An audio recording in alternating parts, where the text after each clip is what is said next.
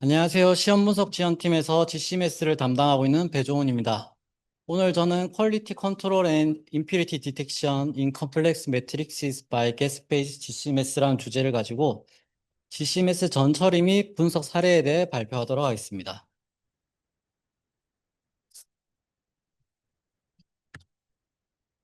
이번 발표는 GCMS에 대한 간략한 소개를 시작으로 시료 전처리, 특히 올해 시험 분석 지원팀에 도입된 헤드스페이스하고 파일로라이저에 대해서 알아본 후 마지막으로 실제 분석 사례 및 문제 해결 방안을 다루는 순서로 진행하도록 하겠습니다. 먼저 GCMS의 간략한 원리와 특징에 대해 말씀드리겠습니다.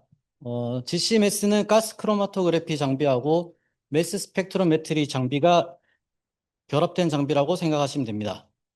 다른 검출기가 결합됨에 따라서 GC FID, GC TCD, GC 토프메스 등 이런 식으로 분류할 수도 있습니다. GC는 비활성 기체를 이동상으로 사용해서 혼합된 유기화합물을 분리합니다. 그리고 머무름 시간과 피크 강도 정보를 제공하고 메스의 경우는 GC에서 분리된 화학물을 식별하고 측정하는 검출기입니다. 분자 이온의 질량수로부터 분자량 정보를 제공받고 프래그먼트 이온의 생기는 형태로부터 분자 구조에 대한 정보를 획득할 수 있습니다. 이 슬라이드에서 보시는 바와 같이 위쪽 크로마토그래피는 타임과 관련된 내용과 GC에서 얻을 수 있는 데이터이고 아래쪽 스펙트럼은 질량 분석기에서 얻을 수 있는 데이터라고 이해하시면 편하겠습니다. 크로마토그램 분석 장비는 크게 기체 크로마토그래피하고 액체 크로마토그래피로 나눌 수 있습니다. 이동상이 뭐냐에 따라서 기체인 경우 기체 크로마토그래피, 액체인 경우 액체 크로마토그래피라고 생각하시면 됩니다. 근데 분석 장비 분야에서는 GC가 차지하는 비중은 LC에 비해서 좀 작은 편입니다. 그 이유는 휘발 조건에 따른 시료의 제약 때문인데요. 휘발성이 좋으려면 분자량이 클수록 불리하고 이에 따라 큰 분자량의 시료는 GC 분석에 적합하지 않습니다. 대신 휘발성이 좋거나 열에 안정한 물질을 분석하기에 적합합니다. 기체 이동상이 액체보다 더 빠르기 때문에 동일 시간 대비 높은 분리능과 감도가 장점으로 작용할 수 있습니다. 시료가 가스페이지 상태가 돼서 긴 컬럼을 통과하면 컬럼 간의 고정상 간의 상호작용에 따라 분리가 일어납니다. 분리되는 순서는 일반적으로 컬럼 간의 상호작용 정도, 그리고 오븐의 온도에 따라 결정됩니다. 오븐 온도가 낮으면 분자의 증기압이 떨어지고 고정상과의 상호작용이 더 강해지게 됩니다. 그래서 컬럼을 빠져나오는데 더 많은 시간이 걸리게 되고 반대로 오븐 온도가 올라갈 경우 분자들은 더 기체화가 많이 돼서 컬럼을 더 빠르게 통과할 수 있게 됩니다. 이러한 이유로 대부분의 물질들은 끓는 점에 따라서 끓는 점이 낮으면 빨리, 높을수록 느리게 나오게 됩니다. 따라서 타겟하는 물질의 적절한 오븐의 온도 조건을 찾는 것이 높은 분리능과 감도를 얻는데 중요한 포인트가 될 수 있습니다. 어, 메스는 이온화 방식에 따라, GC메스에서 메스는 이온화 방식에 따라서 크게 EI하고 CI로 나뉩니다. 근데 대부분의 GC메스 장비들에서 사용되는 방식이 EI 방식인데, 일렉트론 임팩트 아이오나이제이션 이런 방식으로 이온 소스에서 70 일렉트론 볼트의 강한 에너지원으로 분자를 분해시켜서 조각 이온들을 만들어내게 됩니다. 이온 소스에서 이온화된 이온 소스에서 만들어진 이온들은 코드로폴이라는 부분을 지나가는데 요 네 개의 막대로 만들어진 네 개의 막대로 구성되어져 있는 부분입니다. 요 네 개의 막대 부분이 전압의 변화로 인해서 복합적인 전기장이 발생을 하는데 이 전기장을 특정 M 오브 G 값을 가진 이온들만 파란색처럼 통과할 수 있고 나머지 이온들은 노란색처럼 궤도가 이탈되어 막대에 충돌하면 이온이 제거되게 됩니다. 그리고 메스에는 두 가지 측정 모드가 있는데 스캔 모드하고 심 모드가 있습니다. 스캔 모드는 선택한 메스 레인지에 대해서 모든 이온 값들을 측정해서 데이터를 획득하고 일반적으로 복합 물질의 정성 분석에 많이 사용됩니다. 심 모드 같은 경우는 특정 이온만을 대상으로 데이터를 획득해서 다른 이온들을 배제하기 때문에 백그라운드, 다른 물질들의 피크들을 제거할 수 있고 타겟 물질에 대한 높은 민감도의 결과를 얻어서 정량 분석에 많이 사용되게 됩니다.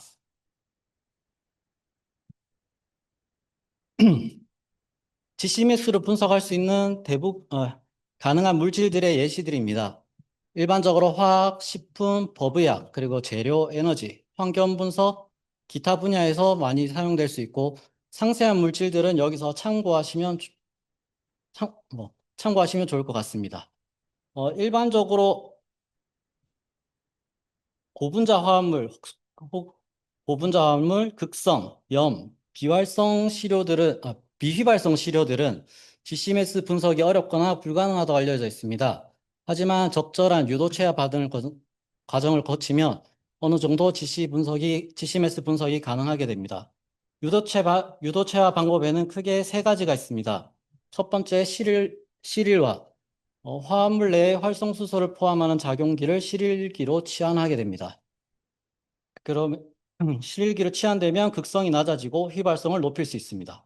적용되는 분야에는 아미노산, 유기산, 탄수화물, 스테로이드, 페놀류 등이 있습니다. 그리고 실일화의 장점은 반응이 빠르고 비교적 간단하며 다양한 시료에 적용이 가능된다는 점입니다. 하지만 단점으로는 시료와 용매가 모두 수분에 취약하기 때문에 모두 건조되어야 된다는 점이 있습니다. 두 번째는 아실화입니다. 어, 원리는 NH2나 OH 같은 작용기에 아실화제로 반응시켜서 아미드나 에스터를 형성하는 방법입니다. 그리고 적용 가능한 분야는 아민류, 알코올류, 마용류 분석 등이 있습니다. 아실화의 경우에는 어, 특정 ECD 분석을 할 때 더 다른 유도체화보다 감도가 높다는 장점이 있습니다. 세 번째, 알킬화는 COH, OH와 같은 산성작용기의 수소를 알킬기로 치환해서 휘발성을 높이는 방법입니다. 적용 분야는 지방산, 유기산, 페놀류 등이며, 요거는 다른 부산물들을 생성하지 않기 때문에 분석에 좀 더 간편한 장점이 있습니다. 어, CMS 분석을 할 때 컬럼의 선택은 가장 먼저 고려해야 되는 부분입니다. 자기가 분석을 하고자 하는 시료의 특성이 비극, 비극성인지 저극성인지 아니면 극성을 띠고 있는지를 파악해서 컬럼을 선택하는 것이 좋은 결과를 얻을 수 있는 방법입니다. 컬럼의 고정상에 따라서 크게 네 가지 타입으로 나누어 놨는데요. 실질적으로 더 세분하면 더 다양한 컬럼들의 종류를 볼 수 있습니다. 비저극성 비저극성 시료의 같은 경우에는 XX-1 혹은 XX-5 컬럼을 많이 사용하는데요. 가장 일반적이고 범용성이 높고 휘발성 유기화합물, 알케인, 방향조 탄화수소를 분석하기에 좋습니다. 저희 분석실에서도 기본적으로는 5 컬럼을 사용하고 있습니다. 반면 중간극성 이상의 물질을 분석할 때는 요 슬라이드에서 보시는 극성 컬럼들을 사용하시는 게 분석에 유리합니다. 만약 시료의 극성과 맞지 않는 컬럼을 사용할 경우에는 물질의 분리가 잘 일어나지 않고 테일링이 발생하거나 컬럼에 손상을 일으켜서 블리딩 피크들이 발생할 수 있기 때문에 주의해야 합니다. 말씀드린 XX에 관련된 내용들은 고정사용 종류들은 다 동일합니다. 대신 제조사에서 누가 만들었냐에 따라서 요 네이밍의 차이가 발생하는데 DBHP 같은 경우는 에질런트에서 제조, RTX는 리스텍사에서 제조한다고 생각하시면 됩니다. 다음은 메스 분석 결과의 예시입니다. 앞서 동일한 EI 방식으로 동일한 에너지를 이온화시키면 라이브러리 서칭이 가능하다고 말씀드렸습니다. 슬라이드에서 보는 것처럼 왼쪽에서 실제로 측정된 스펙트럼 결과이고 오른쪽은 레퍼런스 스펙트럼 결과입니다. 양쪽들의 피크를 비교해보면 지금 색깔적으로 화살표도 다 동일한 위치에 표시를 해놨는데, 어, 주요 이온들의 MOV 값이 동일한 패턴을 가지고 있고, 그리고 이 이온들의 인텐시티 비율이 비슷하면 서칭 결과에서 이제 라이브러리 아이디를 서칭해주고, 그리고 여기 화면이 가려서 안 나오는데 여기 퀄리티 점수까지 포함해서 결과를 보여주게 됩니다. 보통 일반적으로 가지고 있는 데이터베이스는 GCMS로 분석할 수 있는 대부분의 물질들이 등록되어 있습니다. 그래서 시료 내 언노운 임퓨리티를 측정할 때 강한 장점을 발휘할 수 있습니다. 다음은 샘플 전처리와 관련된 전처리 단계에 대해서 설명드리겠습니다. 가장 기본적인 GCMS 분석에는 액체 시료와 기체 시료를 인젝션하는 방식을 사용합니다. 샘플은 휘발성이 좋은 용매인 DCM, 톨루엔, 헥세인 등에 녹여서 사용해야 되고, 기체 상태의 샘플은 가스 타이트 시린지를 이용해서 다이렉트 인젝션이 가능합니다. 어, 액체 시료가 1렙 부의 고온 조건에 인젝션 되면 시료가 휘발되게 되고, 그 휘발된 시료가 컬럼을 통과하면서 매스에 도달한 경우 아이오나이제이션이 돼서 분석이 된다라고 생각하시면 됩니다. 이런 방식의 특징 및 장점은 용매 피크가 높게 나타납니다. 왜냐하면 용매 샘플이 미량 녹아 있기 때문에 용매 대부분의 인젝션 되는 시료는 용매가 많이 포함되어 있습니다. 그래서 솔벤트 딜레이라는 기능을 사용하면 용매 피크가 높게 나타난 것을 제거할 수 있는데, 대신에 솔벤트 피크 이전에 나오는 물질들은 잃어버릴 수 있다는 단점이 있습니다. 그리고 인랩부의 고온 환경을 해서 샘플의 열분해가 일어날 수 있고 시료의 열분해가 일어날 수 있습니다.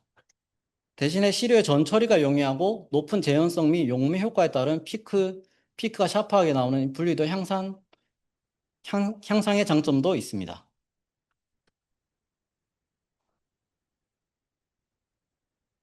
고분자나 비휘발성 시료를 열분해하여 휘발성 성분으로 전환하는 파이롤라이저에 대해서 설명드리겠습니다. 파이롤로시스는 시료에 열을 가해 분해하는 기법으로 열분해된 열분해된 산물을 분석해서 시료의 정성 및 정량 분석이 가능합니다. 원리는 무산소 조건, 보통 질소 조건 하에서 시료를 등온하거나 가열하고 최대 1000도까지 가열할 수 있으며 고체 액체 상태의 다양한 시료를 분석할 수 있습니다. 승원 방식에 따라서 분석 모드를 나눌 수 있는데 싱글샷, 더블샷, EGA-MS로 세 가지 타입으로 나눌 수 있습니다. 싱글샷은 한 번에 특정 온도에서 한 번에 짧은 시간 열분해하여 발생되는 산물들을 GCMS로 넣는 방식이고, 더블샷은 여기 보시면 여기 샘플 컵이 내려갔다가 올라갔다 할 수 있는데, 먼저 저온에서 한번 휘발성 물질들을 휘발시켜서 분석을 하고 고온에서 고분자를 열분해서 분석하는 방식입니다. EGMS는 실시간으로 천천히 승온을 하면서 실시간으로 발생하는 열분의 산물들을 분석하는 방식입니다. 이 방법을 통해서 EGMS 방법을 통해서 어떤 온도에서 샘플이 분해되고 어떤 물질이 방출되는지 파악할 수 있어서 시료의 열적 특성을 효과적으로 분석할 수 있습니다. 파이롤라이저는 분해 패턴을 통한 구조, 열 안정성 연구의 장점을 가지고 있고, 다른 샘플 전처리가 필요하지 않기 때문에 전처리 최소화, 빠른 분석이 가능합니다. 그리고 더블샷을 통해서 저온에서 첨가제 분석을 TD 형식으로 분석할 수 있다는 장점이 있습니다. 그 다음으로 소개시켜 드릴 부분은 헤드스페이스입니다. 헤드스페이스는 시료 용기에 상부 기체만을 채취하여 분석하는 방식으로 휘발성 유기화합물과 휘발성 유기화합물을 정성 정량 분석 가능합니다. 원리로는 시료를 오븐에서 일정 온도 유지하면 요 액체와 기체 간의 상평형 상태에 도달하게 됩니다. 그럼 요 상평형 상태에 이들이 들어가서 샘플을 인젝션할 수 있습니다. 이 방식의 특징 및 장점은 고체, 액체 등의 다양한 매트릭스에서 샘플을 분석할 수 있고 용매 솔벤트 프리 형태의 샘플 추출 기술로 질량 분석에 손상을 줄 수 있는 수분이나 불순물 유입들을 최소화할 수 있습니다. 그래서 환경 분석, 잔류 용매, 향료 분석 등에 유리하며 어, 복잡한 시료를 안전하게 분석할 수 있는 효율적인 방법으로 생각하시면 되겠습니다.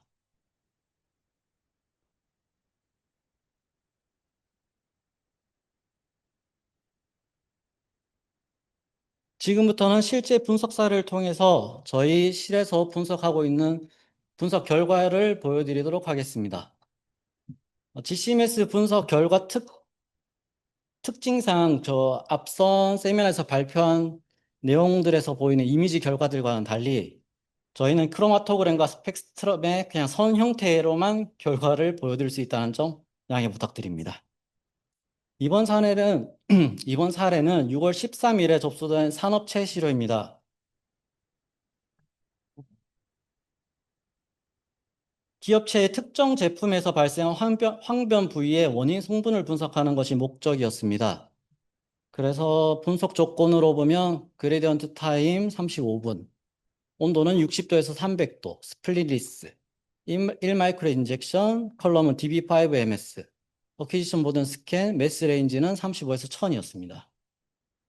여기서 말씀 안 드린 부분들이 있었는데 스플릿리스는 미량 시료들을 분석할 때 사용하는 모드입니다. 그리고 언노운 상태였기 때문에 매스 레인지를 35에서 1000까지 줄 수 있는 범위를 다 줬다라고 생각하시면 되겠습니다. 이 의뢰건의 특징적인 내용은 샘플이 전처리가 된 상태가 아니라 그냥 제품 자체를 주신 것이었습니다. 황변 부위와 정상 부위를 어, 황변 부위의 물질을 직접 추출하기 위해서 황변 부위와 정상 부위를 절단하고 또 IPA로 적신 솜으로 황변 부위를 닦아서 총 4가지 종류의 시료를 준비하였습니다. 그리고 이렇게 준비한 시료들은 다시 IPA에 넣어서 오븐에서 오버나이트 하여 황변을 일으킬 수 있는 성분들을 추출하는 방식으로 진행하였습니다. 요 추출된 시료를 가지고 GCMS에 인젝션하여 유발 성분 분석을 수행하였습니다.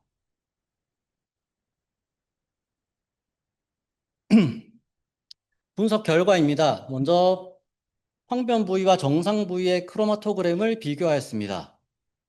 총 2가지 부위에서도 비교할 수 있었고 A 부위에서 지금 보시면 여기 황변 부위에서 발생하는 피크가 정상 부위에서 강하게 발생하는 것을 확인할 수 있었고 라이브러리 서칭을 통해서 드로메티졸이라는 성분이 검출되었습니다. 또 B 부위에서는 요 검은색 요 피크가 정상 부위 대비해서 황변 부위에서 더 많이 발생하였습니다. 요 피크는 BHD, 뷰틸레이티드 하이드록시 톨루엔이라는 물질로 확인을 하였습니다. 결론 및 성과로 BHT, 드로메티졸 등 황병 방지제 성분이 황병 부에서 과량 검출된 것을 확인하였습니다. 이 해당 물질들은 원래 황변 방지를 위해서 들어가는데 산화 또는 열 노출 시 오히려 황변을 유도할 수 있는 성질을 가지고 있습니다. 특정 포장 자재가 특정 포장 자재로 포장된 제품에서 발생했던 상황으로 이 외부 포장 자재가 해당 물질들 샘플에 제조하던 죄송합니다. 외부 포장 자재가 해당 물질들을 표면으로 과량 유출하게 만들어서 그 유출에 된 물질들이 황변 현상을 만들었다라고 추정하게 되었습니다. 본 분석을 통해서 제품 불량의 원인을 규명하고 황변 불량 감소 및 품질 개선에 기여할 것으로 예상하고 있습니다. 두 번째 분석 사례입니다. 이번 분석 사례는 헤드스페이스를 이용한 정량 분석입니다. 이번 분석 또한 산업체에서 의뢰한 샘플로 7월 8일에 진행한 결과입니다. 지금 보시면 샘플이 고체 상태의 샘플이고 이 원료 내의 잔류 물질을 정량 측정하는 것이 목적이었습니다. 기본적인 메소드는 그레디언트 타임이나 온도들은 뭐 약간씩의 차이는 있겠지만 이 범위 안에서 움직인다고 생각하면 좋습니다. 그리고 지금 사용된 스플릿 모드는 과량의 샘플이 GC로 인젝션 되지 않도록 이동성을 흘려주면서 희석해주는 방식이라고 생각하시면 됩니다. 그리고 헤드스페이스는 60도에서 15분 진행해서 60도에서 15분 진행하였습니다. 정량 분석을 할 때는 스탠다드 시약이 필요하고 또 추가적으로 아까 말씀드린 신모드를 사용하곤 합니다. 신모드에서 말씀드렸던 특정 이온들 44, 29, 15가 저희가 타겟하고 있던 물질을 대표하는 이온 피크들이었고 거기서 이 세 가지를 선택해서 물질을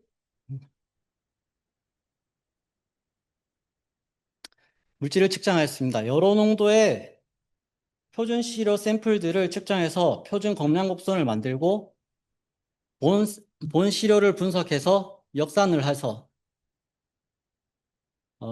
타겟하고 있는 물질의 정량을 분석하였습니다. 이 분석을 진행하게 된 원인은 원래 기업체들의 원료 제조 및 수입에 필요한 화학물질 법 중에 하나로 자료 근거로 사용되기 때문입니다.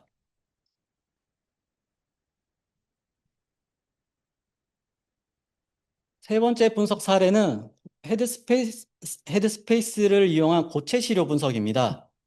7월 21일에 진행한 분석이었고 지금 보시는 시료는 웨이퍼 위에 코팅된 필름 시료입니다. 분석하고자 했던 목적은 전처리 이전과 전처리 이후에 시료의 솔벤트의 휘발 여부를 분석하는 것이었고 이런 고체 상태의 샘플들은 헤드스페이스에 사용되는 바이알에 들어갈 수 있는 시료 사이즈를 만족하면 됩니다. 대략적으로 1cm, 가로 세로 1cm 정도로 생각하시면 됩니다.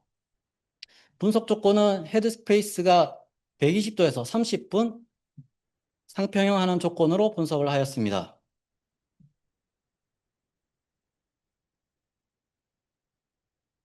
지금 분석 결과에서 보시면 전처리 전과 후의 피크 높이가 많이 차이 나는 것을 보실 수 있습니다. 요 왼쪽 피크가 비포, 오른쪽에 아래쪽에 약간 보이는 피크가 애프터 결과라고 생각하시면 됩니다.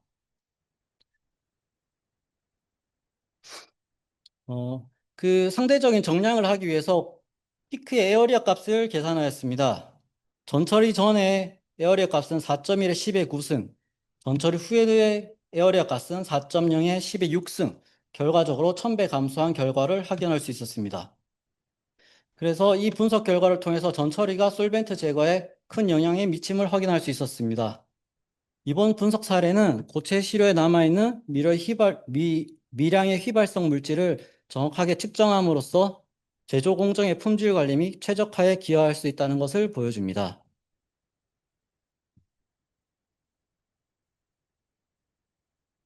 네 번째 분석은 파일로라이저를 이용한 GCMS 분석입니다. 이것도 기업체에서 의뢰한 샘플 분석이었고 유사 제품 개발을 위한 샘플 간 동일성 확인이 목적이었습니다. 샘플은 불 속의 그리스로 열 및 화학 안정성이 높은 제품이어서 일반적인 GCMS로는 분석할 수 없었습니다. 그래서 분석 조건 메소드로는 파이로라이저의 더블샷 모드를 사용하였습니다. 1단계 TD 모드에서는 150도에서 250도까지 천천히 9분간 승원해서 첨가제나 그 휘발성 물질들을 분석했고, 두 번째 600도에서 0.3분 동안 파이롤시스 단계를 거치면서 남은 시료 1단계에서 남은 시료의 고분자 골격을 분해해서 구- 구조를 파악하는 분석을 진행하였습니다. 이렇게 보시면 첫 번째가 샘플과 첫 번째 단계인 TD 단계에서의 첫 번째와 샘플과 비교군과의 결과이고, 오른쪽은 파이로라이드 단계에서의 비교 결과입니다. 보시면 이렇게 보이는 패턴들이 비슷하게 보이지만 어느 정도 비율적인 거나 보이지 않는 피크들이 있는 것을 확인할 수 있었습니다. 이는 두 샘플이 동일하거나 매우 유사한 기본 재료 및 첨가제를 사용했을 가능성이 높다라고 판단할 수 있었고, 화학 물질 종류 면에서 큰 차이가 보이지 않는다고 판단하였습니다. 하지만 열분의 파이롤로시 패턴이 다르다는 점은 고분자 자체의 물리적, 화학적 상태 또는 공정 과정에서의 미세적인 차이가 발생할 수 있다라는 결론을 내렸습니다. 이번 결과는 단순히 성분 일치 여부를 넘어서 기업체가 제품 개발 과정에서 품질을 제하고 최적화하는 데 중요한 정보를 제공할 수 있다는 점입니다. 오늘 제가 준비한 발표는 여기까지입니다. 혹시 궁금한 내용 있으시면 질문 부탁드리겠습니다.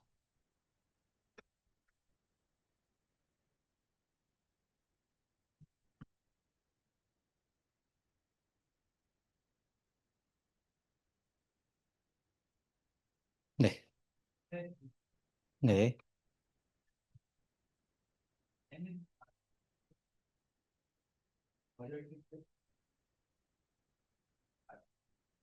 요게 지금 혹시 어떤 분석 사례를 보시는 걸까요? 전체적으로 다 말씀하시는 걸까요?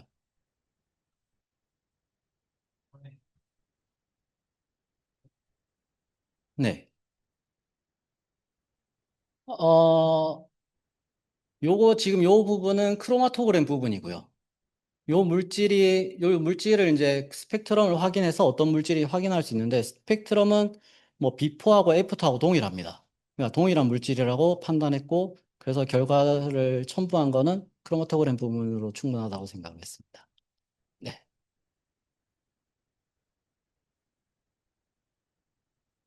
더 질문한 내용이 없으면 여기까지 발표를 마치도록 하겠습니다. 감사합니다.